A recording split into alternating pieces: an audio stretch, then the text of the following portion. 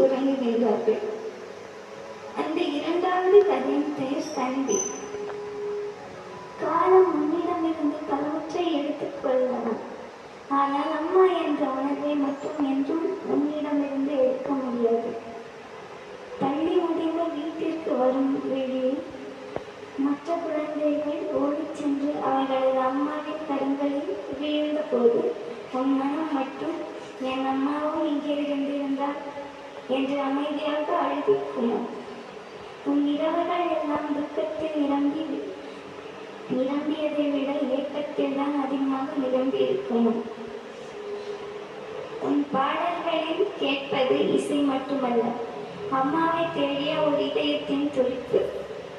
நீ ஒரு பாடகி மட்டுமல்ல, பிரிவின் வழியை வென்று கனவுகளை உயிரோடு வைத்திருக்கும் ஓர் கவிதை, ஒரு போராட்டம், ஒரு உணர்வு. இன்று ஆயிரக்கணக்கான ரசிகர்கள் உன் கண்முன்னே உன்னை ரசிக்கலாம். ஆனால் உனக்குள் மட்டும் அம்மா திரும்பி ஊருக்கு சென்று விடுவார்களோ என்ற ஏக்கம் இருப்பது